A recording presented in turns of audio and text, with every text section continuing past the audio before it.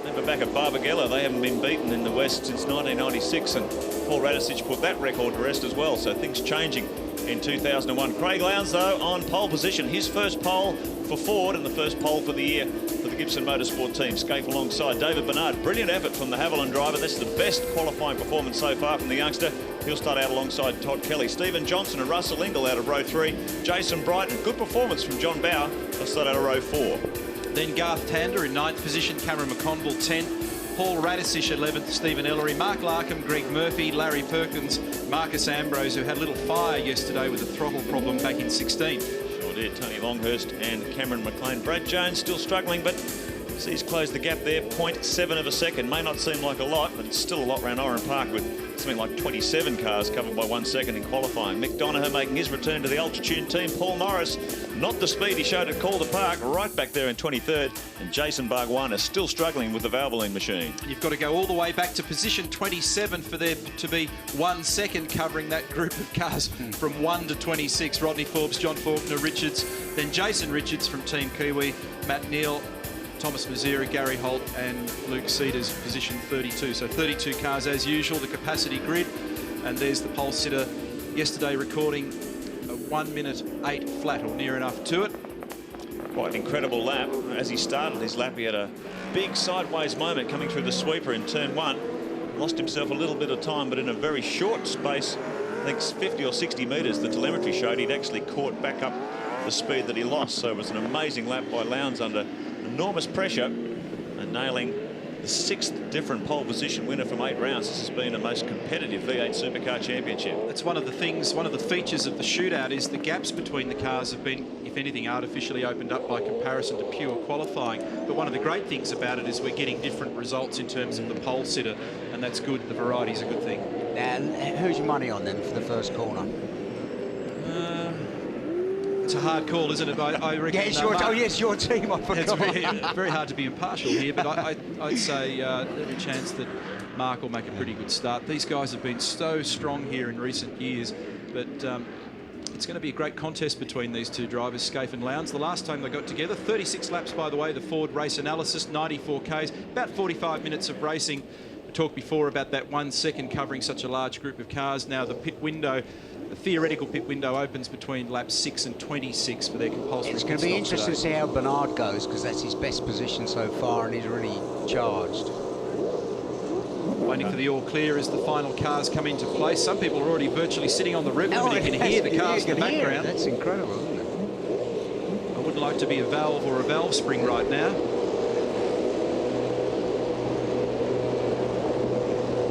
Long time. Scaife gets the jump. Yes, got it. Bernard goes up the inside. Bernard. It looks like Lowndes has made a tardy start. He's been swallowed a little bit. You've got the Kmart car up there on the outside. So will Bernard hold on to second? I think he might. You do not want to be one out and one wide at turn 2 here. It's a very dirty race line, and they tend to all nose to tail when they go down to turn 3. Have we got a clean start? No, we haven't. Greg Murphy in trouble. He's been hit in the rear by Mick Donoghue in the Ultra-Tune car. So Murphy's had a disastrous opening stint of this lap. He's stranded there at turn 2. Wonder if he can get that car going before the field comes around the next time. Brilliant start from David Bernard. He really jumped off the line, swamped Lowndes as he made his charge up the inside. He's up to second. Yeah, he could. It's amazing, isn't it, to get a good result in practice, and he's really on the crest of a wave. Well, Todd Kelly actually squeezed through after that great start. So Kelly now is up to second. Bernard drops back to third. Murphy's still in trouble at turn 2. Safety car, we believe, is being called out. Murphy is stranded. He cannot move that car. That's very unusual. Very rarely do the cars end up damaged to such an extent that you can't actually drive them off the edge of the road. I'd like to see what the damage is to that car, and obviously there's a bit of damage around the back there, but why can't it be moved? See cars heading left, right and centre.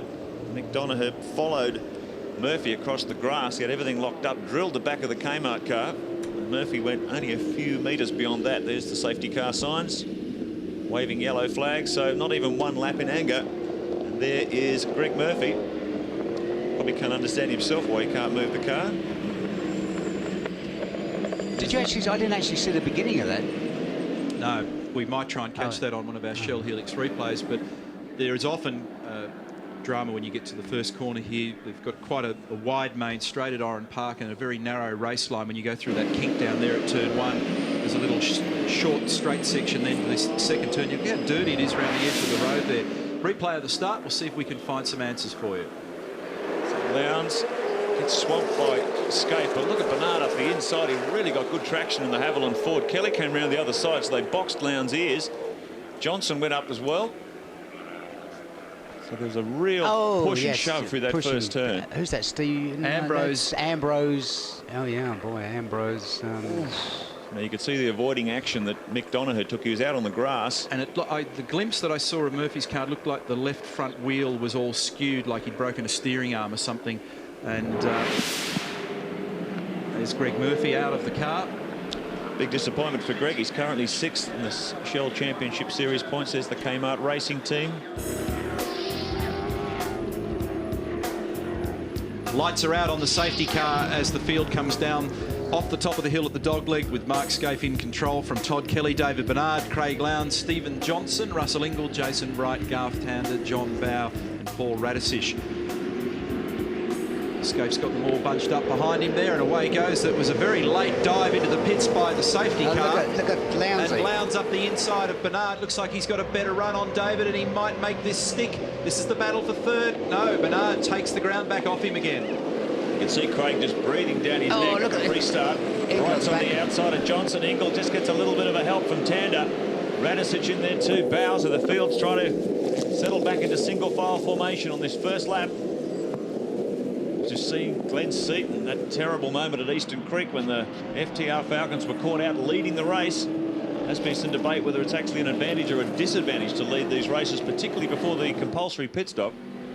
Just keep in mind, you cannot pit when the safety car is on the circuit. Well, you can only make a judgment on that with 20/20 hindsight, unfortunately, and that's the problem. Sometimes you can be a genius and sometimes a dunce, and you've got virtually no control over it. It's going to be interesting the window opens on lap 6, doesn't it? That's correct. It's going to be interesting to see how many people come in on it, because we've seen before when they all come in as soon as it opens, it's like a traffic jam. Notice the different lines. Bernard, I think, almost rubbed the wall that time coming off the final corner. Lowndes driving the car much straighter on the approach run to the straight, trying to keep the load off the right rear tyre, which can be vulnerable around this track. He's really applying pressure to Bernard. He looks up the inside. David's awake up to it and tries to cover his ground, but that car's just getting a little loose in a couple of spots around here. Now he has a shot at him down the inside for turn 3. Again, Bernard covers his tracks, which he's perfectly entitled to do, but he's got a lot of pressure on him at the moment. Now Lowndes again, a little touch on the back of that car just to let him know he's there. So good to see David Bernard having a competitive run. It's been a very, very tough Shell Championship Series so far. He's back in 24th in the championship. And now he's putting in a very, very competitive drive. He was fast here, straight out of the truck. He's been quick all weekend. He followed that through in the top 10 shootout when it counted. Now he's been able to take advantage of that good starting position. Locked in a battle here with Craig Lowndes for 3rd place. It just looks to me like the back of the car's not quite behaving the way he wants to at the moment. We're talking about Bernard here. Yeah, especially into turn 1. Doesn't seem to put its power down, particularly in the low speed and mid-speed corners. Mark Larkham, the Kasha Deco Rug Falcon out. Yeah, very disappointing, Grant. Got a blind to start, and I don't know what's happened down there. They'd have to see the replay. Someone's lost control and belted us in the left-hand side as we've turned into the corner. I don't even know who it was. So, gee, it's a shame we can't get past this first corner. I mean, someone needs noosing, you know. Not good enough. Thanks, Mark. Thanks, mate. Mark Larkham not happy about what happened at the first corner, and he's right. It's frustrating with all the effort, all the time, all the money that goes into getting 32 cars out there, and some guys decide that they want to complete the race before even one lap's been run. Mark Scaife pushing hard, flying lap 1:08.8. That's only about 0.8 of a second away from the pole lap set here yesterday by Craig Lowndes. And Lowndes just lost a bit of ground on that last half lap. Now under a little bit of pressure himself from Stephen Johnson. Bernard's just skipped away ever so slightly, and it looked like David was vulnerable there for the first couple of laps, and the back of the car was just sliding around a lot. It may have been the rear tyres coming up to temperature. That's right, and he also may have made an onboard adjustment to the anti-roll bars front and rear, and that can also trim and change the behaviour of the car. So the order at the moment is Skate, Todd Kelly, 2.4 seconds behind the Holden Racing Team driver. David Bernard, Craig Lowndes, Stephen Johnson fighting over third place. Then it's Jason Wright, Russell Ingall, Garth Tander. Good to see the Valvoline Cummins car in the top 10. Paul Radisich 9th, John Bowe in 10th, and Cameron McConville, the Sydney sider, he's in 11th. It does look as if Craig's lost a bit of his speed, doesn't it? Because he was all over the back of David Bernard, and now he seems to be struggling a bit. Yeah, it just seemed like he had half a lap there where he just dropped off about 4 or 5 car lengths. He made a bit of ground again. He's quite strong at the bottom of the straight, but I reckon the car doesn't appear to be quite as good round here off the bridge, perhaps, as the other car. Might have a little bit too much understeer dial in the car in the early part of the race. It takes a while for it to all settle down. 6 laps completed by our race leader, Mark Scaife, so the pit window is now open for the compulsory stop. Scaife's disappeared. Look at that margin. 2.4 seconds it was last time around. There's the Castrol team ready for a stop. So Ingall or Perkins looks like they're coming in early. There's a bit of activity up and down pit lane, actually. So we may see a flurry of activity here very quickly. No, everywhere. Who's going to peel off? Kelly's coming in. And Russell Ingall has also gone in with him. You saw the Castrol crew on standby there.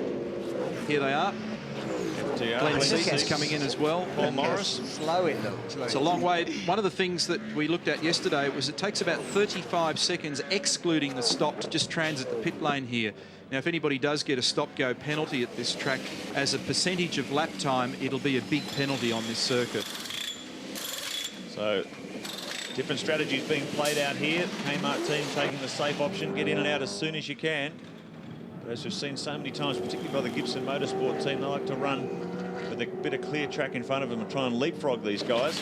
Difficult pit situation for the mechanics here, because the pit is it sort of slopes downhill. So if they nudge a wheel or anything, the thing will go running off down to the bottom of the first corner. And also a wheel nut. Yesterday, a wheel nut was lost halfway up the pit lane, ended up down the end of the pit lane. So Tander takes the opportunity to come in as well. Scaife, though, continues. Now, some of those guys will only just get out before going down a lap. This is another thing that we thought about yesterday when you start crunching numbers. I think everybody managed to get through then, but only just. Because of the time it takes to transit the pit lane and do your stop and rejoin, it would be very easy to actually drop a lap. Now, second place, David Bernard's come in. Stephen Johnson's going with him. That'll make Lowndes second, and Scaife still at the top of the tree. Cameron McConville's coming into pit lane, and Stephen Johnson, as you mentioned, Neil. What's interesting about these pit stops, I think, because of the length of pit lane and how long it takes the teams to trundle down pit lane, what we're seeing for a change is no real bunching up. The cars have come in smaller pockets or smaller groups at this stage, as opposed to everyone filing in one big line and stopping early in the pit stop window. Well, this certainly shuffles the order. We'll see who's making good stops and who's not. Looks like everyone's making efficient, good stops. A lot of teams practicing late yesterday, and also this morning a glimpse there of Holden Race Team manager Jeff Gresh. So he'd be preparing for Mark Scaife to come in, who's now just coming up onto the tail of somebody. So it's Paul Morris. That's how close Morris went to being lapped. So you've got to make an efficient stop here, because if you did end up a lap down and the safety car came out, it's curtains. We actually worked out that if you're more than 10 seconds or so behind the race leader when you came in to make your stop, you get lapped. On a clean lap, you just about get lapped. Now, Scaife is staring intently at that digital readout on the PI research dashboard that he's got in that car, and he's staring at the 40Ks, and the reason is that we know there's electronic limiters in the car now, but there's such a downhill run at this part of the circuit, it would be very easy to do 41, 42Ks and then find yourself making an unscheduled visit to the pit. And the other problem is, too, is the drivers have to discipline them. This is only an ignition cut. It doesn't change the fuel mapping at all. So if you come down the pit lane with a big boot full of throttle, the engine continues to meter out the same amount of fuel, so you can get a fire. And we saw it yesterday. Probably happened to Marcus Ambrose. Big load of unburned fuel going through the engine can easily start a fire under the bonnet. So Lowndes is leading, and he's going berserk at the moment, trying to make ground on a cleared track. You saw him all crossed up through turns 6 and 7.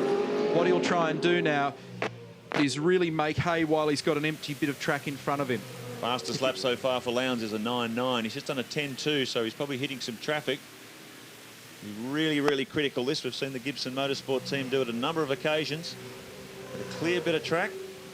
Try and take as much ground as you can off your opposition. We'll give you an order here, and it's Lowndes, Bright, Radisich, Bowe, Longhurst, Brad Jones, Larry Perkins, Marcus Ambrose. Mark Scaife's rejoined in 9th. In fact, he's just tumbling on the computer order here. It's a little bit further down than that. So Ambrose, Stephen Richards, Jason Richards, Thomas Mazira, and then Mark Scaife as the order is resorted after these stops. Gibson Motorsport team continue to run the gauntlet. Saw them get done in at streets of Canberra. Safety car came out on the lap. They were planning to pit. They got hung out to dry there. Well, certainly these first three at this point have not stopped. So neither Lowndes nor Bright nor Radisich have made their stop at this stage, and it's the net gap between Craig Lowndes and Mark Scaife that's the critical issue at the moment. Scaife's in 13th. You can come so horribly unstuck, can't you, if the old safety car? Right about that, yeah. Oh. Just had a word to Fred Gibson. He tells me they're going to leave Craig out so he can make hay while the sun shines, and if they can get those quick lap times that they're looking for and make up that ground on track, they'll keep him out there as long as they possibly can before they've got to bring him in. I reckon they'll be a little bit surprised, Greg, by his lap speed at the moment. His last lap was a 1 minute 10.4. Look at that as a comparison to, say, Mark Scaife's quickest lap in the race so far, which was in the 8s, 1 minute 8.8. I'd actually say that Craig's race pace and everybody's race pace generally is a little bit flatter than we would have thought. John Bauer. Look a bit further down the order there. David Bernard did a 9.7, a 9.8 for Kelly. There'll be some quick times a bit further down. Nominal race leader is Mark Scaife. He's the first of the drivers to pit in the queue. He's in about 9th place. Well, they've reacted to that news on those times. You're talking about Craig Lowndes' crew currently standing by and waiting for the kid to come in. Yeah, I thought that'd be the case because he's actually on that last lap 0.4 of a second slower than Jason Bright. So the theory only works, the clear air theory only works if you're actually out there making ground. And it doesn't look like he's quite got the car pace at the moment. So they're actually losing ground to Jason Bright. You need to get him in, make the stop and get that out of the way. And that's exactly what they're doing, and Bright goes with him. Yeah, just looking at those times, like David Bernard, a 9.5, a 9.7 for Kelly. Lowndes was cranking out some mid-10s, so the strategy wasn't actually working. They were losing time to their pursuers there. The pace goes away quickly if your car balance is not right at Oran Park. It seems to eat tyres very quickly. Not an abrasive surface, but one that works the tyres hard. You've seen all the corners with the Greg Murphy Kmart inside line earlier on. Lots of undulation. Critical stop here. Gibson Motorsport team well drilled. We've seen stops in the low 11-second bracket. How quickly can they turn him around? Well, 12.4. Every second, every split second critical here. This is going to be interesting to watch where he comes out now. Here comes Bernard. He's at pace, so David goes by. He's gone out in front of Jason Bright. And I think that was Todd Kelly's gone with him. That was Kelly in the Kmart car right behind. So. And obviously Scaife's in front of those guys. I reckon Lowndes will pop out of all this about third or fourth. Because you got Scaife and then Bernard and Kelly were quite close. Radisich now takes his stop. Scaife, remember, had a bit of a margin when he came in for his stop, and once this whole shakeout occurs, then I fully suspect that he'll be back at the top of the order. Scaife is far and away the quickest one out there. Look at that. What, 8.9 his last lap. Brad Jones coming in as well. He was running as high as third. He's still to make his compulsory stop. Scaife's murdering them for lap pace at the moment. As you said, Barry, his last lap was an 8.9. His fastest lap in the race so far is an 8.8. I don't think anybody else is. I don't even see anybody else in the low 9s, let alone the 8s. Exactly. He's 0.8 quicker than anybody. Shows the consistency though. He's done an 8.8 on lap 5. Look at this. These guys got a problem with the front right. Took a long time to get that rattle gun to pull the nut off. Scaife moving up the order as these compulsory stops unfold. Disastrous stop here. Oh, look at that. It's crossed. Absolute disaster. And this is the pressure that pit stops bring. Things go wrong. Aluminium and steel just don't mix, do they, really? And this will put Radisich completely out of business for the rest of the day. There's a problem with that front hub. That nut doesn't even look like it's going on. Yeah, they just started to go on them, by the looks of it. Oh, 45 seconds. What a nightmare. Which is the equivalent of about 3 months. By the time you add up the slowing down and speeding up, it's more than a lap. It's like human years and dog years, isn't it? Let's have a look at the Shell Helix replay. An incident with John Bowe and Paul Morris. Oh, dear. Morris goes rally crossing. Still manages to hang on to it. He's still well into the side of the Caterpillar Ford as they head up over the bridge. And he actually manages to pass the cap forward. Tony Longhurst. A bit further back in the pack. He is leading this one, but he's still got to make his compulsory pit stop. But the man who's actually leading the race by the time these two make their stops is going to be Mark Scaife. He's in third at the moment. Longhurst and Jason Richards in the Team Kiwi car just ahead of him. That's a pretty sponsorship-free zone, isn't it? It is. So Tony Longhurst has his brief moment at the front. The closest in lap speed to Mark Scaife is fellow TWR Holden Todd Kelly, 1 minute 9.45. So, and that's a good 0.6 of a second away from Mark's time. So Scaife certainly got the setup and he's driving the car well. Yesterday I went over the back of the circuit and watched him come down through the complex, turns 6, 7, 8 over at the old corner we used to call Sutton's Corner, and his car was working very nicely over there and he was driving it well there too. Very accurate, very smooth, very easy on the right rear tyre. There's an indication of how long Jason Richards was in the pits. He was running second. He's come in and pit and he's just been passed by the race leader. It shows how easily you can go down a lap here, but it'll only be momentary because Longhurst still has to make his compulsory stop. But you do spend a massive amount of time in pit lane. The Kiwis will be cheering, and remember we've been plugging throughout the year. We're making our first offshore visit in the Shell Championship Series this year to Pukekohe outside Auckland. On board here with Lowndes battling Kelly, and Lowndes goes up the inside at turn 3. Looked like he did that pretty easily. Takes 5th place. So the order... Longhurst, if you take Longhurst out of the equation. Understand these guys have got an enormous group of supporters that'll be coming out to Pukekohe to watch them race in the Vodafone Team Kiwi entry, and I'm sure that that event's going to be well supported. And if you haven't already grabbed a ticket for it and you can get to New Zealand, or you're watching us in New Zealand at the moment, thoroughly recommend getting a dose of V8 supercars. Here's your effective race leader, Mark Scaife. Oh, and one of the FTR cars is off the road there, and Stephen Ellery, I think, was involved in that. But they've struggled this weekend, it was Ambrose. 1:09.7 for Scaife. Faulkner's in between himself and David Bernard, but Faulkner still has to make his compulsory stop. So it's Scaife, Bernard, Lowndes in third now, Todd Kelly fourth, Stephen Johnson fifth. That'll be the order once Longhurst and Faulkner have made their compulsory stops. It looks like something may have happened there between Stephen Richards and Marcus Ambrose. They were disputing, believe it or not, 19th and 20th. How's the calibre of the drivers, the calibre of the teams, and you know, they're down in that sort of position. Scaife is still quicker than anybody else, and the next quickest one, as you were saying, is Jason Bright. This is going into turn 3, and Marcus up the inside. Oh dear. Well and truly alongside him, and I don't think Stephen realised that Marcus was that far up, and it just shoved him wide. He left room for him, and then bang, actually they sort of interlocked front wheels, which was the reason for that little awkward moment, and Stephen heading off to the kart track there for a moment, but rejoins. I don't know if Jason Bright made a terrible stop or he's had a moment, but he's dropped a lot of track position. Here's our race leader, Tony Longhurst, coming in, and there's the new race leader, Mark Scaife, in the background. So Scaife flashes past Longhurst in pit lane to take the lead. He's got an eternity over the rest of them at the moment. Look at this margin. You can see in the background there as he comes up underneath Gary Holt. It was a little glimpse of David Bernard. So it's a huge margin as Tony comes in. 8.9 seconds, almost 9 seconds in front of Bernard in second. Craig Lowndes a further 1.1 seconds behind Bernard.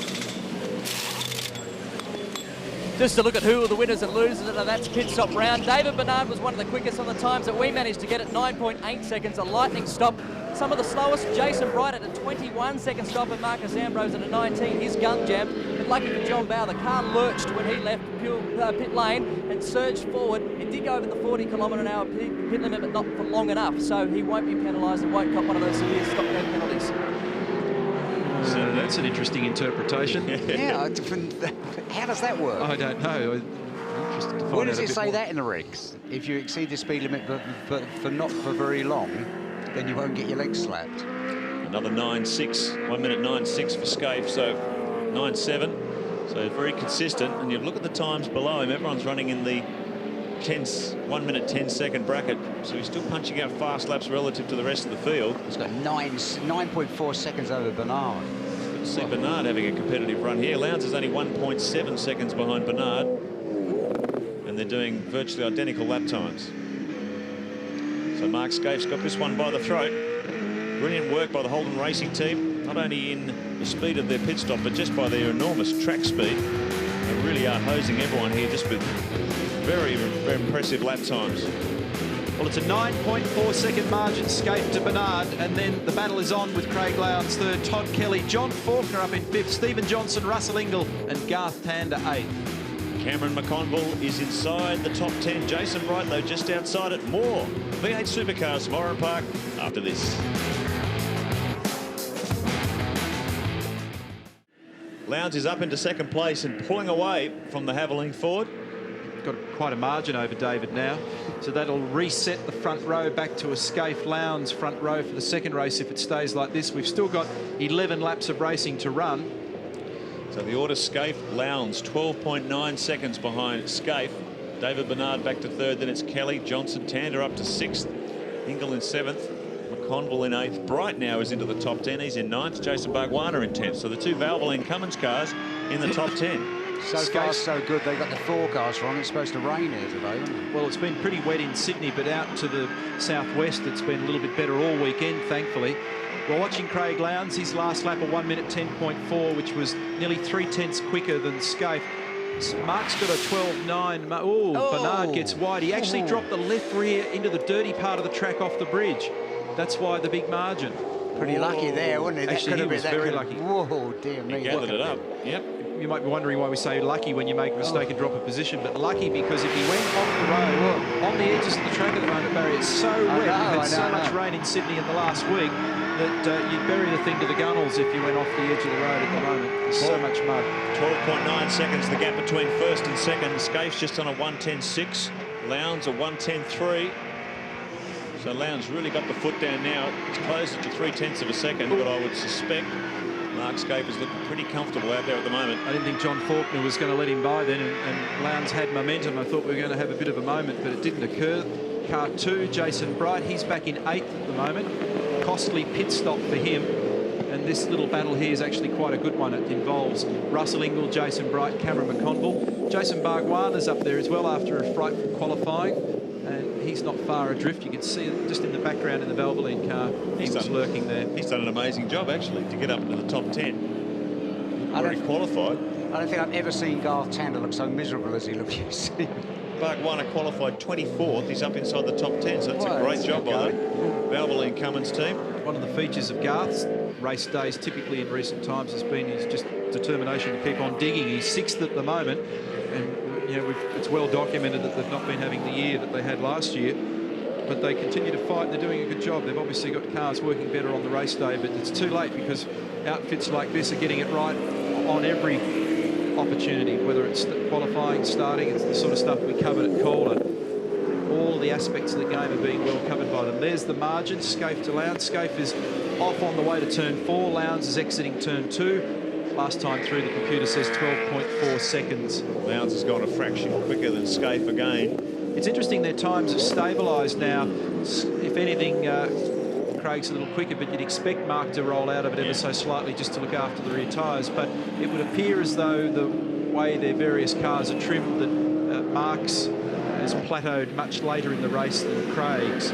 So he had pace early on when it counted, and that's what's given him the break. David Bernard, best result by far for him. Had a strong run at Hidden Valley. He lost his way a bit through the sprint rounds, but he's now well and truly back in contention here. 24th in the championship and 24 years of age. This is the battle that's been raging between Russell Ingall, Jason Bright and Cameron McConville. I've got to say, Lansvale Racing Team doing a tremendous job in 2001. Very consistent performances. We saw them in the top 10 at Barbagallo. Another strong performance at Calder, and here they are at Oran Park, continuing that top 10 form. It's a good performance by the Sydney-based team. Look at Russell, he's watching Jason. He was very slow right in the mid-corner compared to the HRT car, and he couldn't get the power on either, and that's given Bright the run that he needed. And, you know, Russell probably knew that he was well and truly a target then. You can see that he had good pace over the dogleg. He matched him under brakes. Their turn-in was the same, but right in the mid-corner, he really struggled. hard to know from here whether that was because the car wouldn't turn properly or whether he couldn't get on the throttle, but it doesn't take much. That's exactly the sort of indication. You've only got to be fractionally slower somewhere and a pass can be made. This is the battle for 7th place. Jason Bright, Russell Engel and Cameron McConville. Telemetry on board the Castrol Commodore. An idea of the road speed on the left-hand side of your screen. So he just gets left a little bit behind. He's struggling a bit here. He could well fall into the clutches of Cameron McConville. We saw Cameron all over the back of him a couple of laps ago. He was able to respond to that challenge. McConville's just sitting in his mirrors, and you can see Russell's well aware of that. Oh, have a look at this. We've got a bit of a battle going on here with Longhurst up the inside of Ambrose and Wallop. Ouch. Marcus Ambrose. Where did he get out of that? Running in 14th.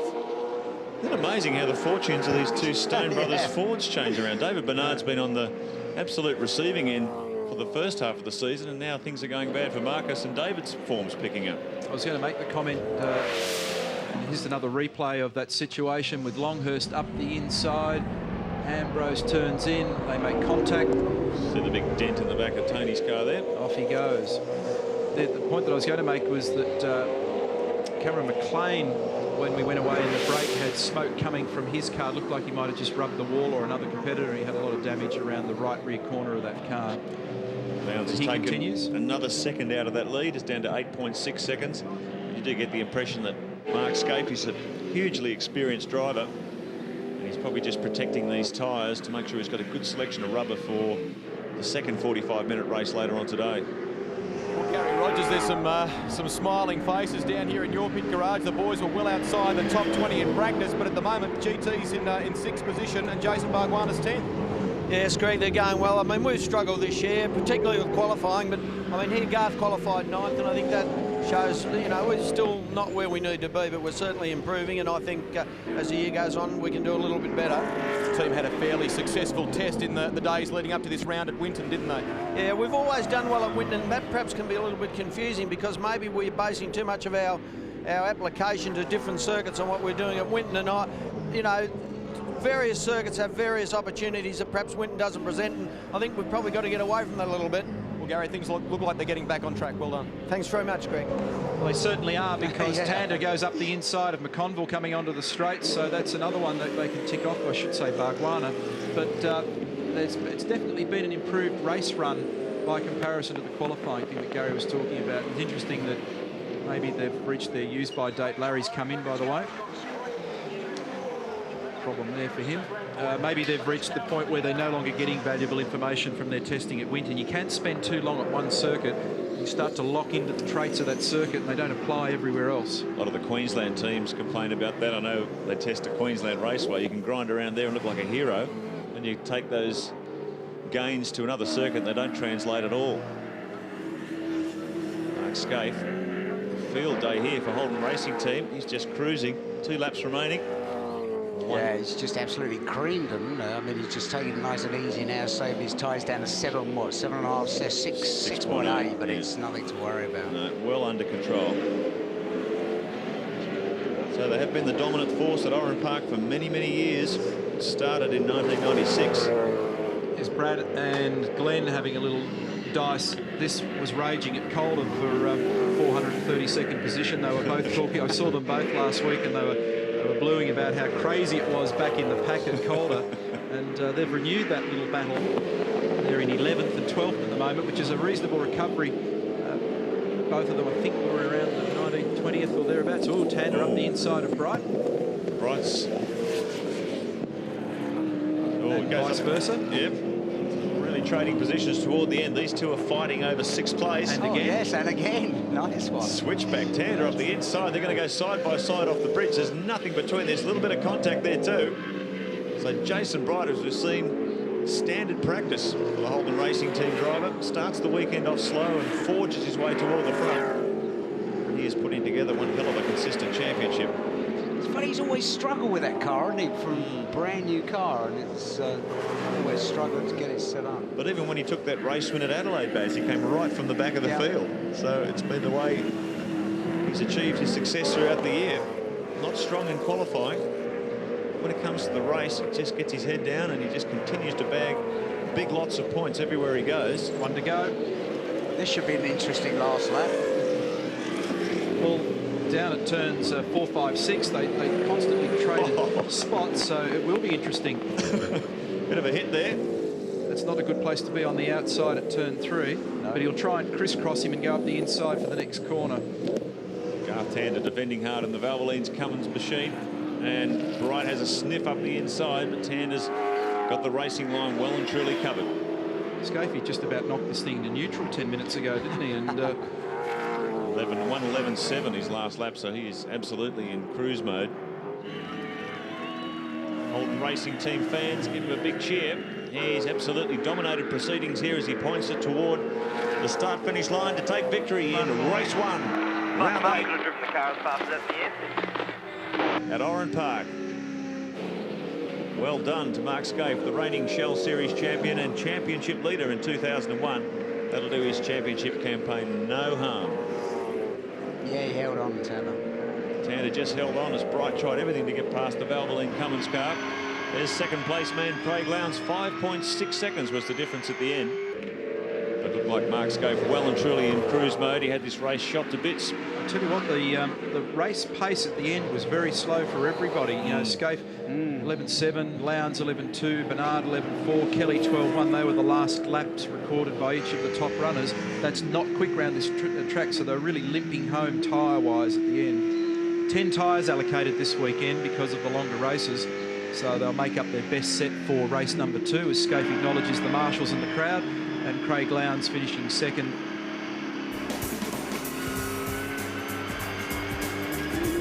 Let's confirm all the placings for you. Race 1, round 8, Mark Scaife 5-second margin over Lowndes, then Bernard for 3rd, Kelly, Johnson, Tander, Bright and Russell Ingall. Jason Bargwana and Cameron McConville in the top 10 once again. Seaton, Jones, Longhurst, Ellery, Morris, Ambrose. Some cheers and applause down here at the Holden Racing Team because Mark Scaife, you had a tough run at Calder, but by gee, you've brained them in the first race here at Oran Park. Well done.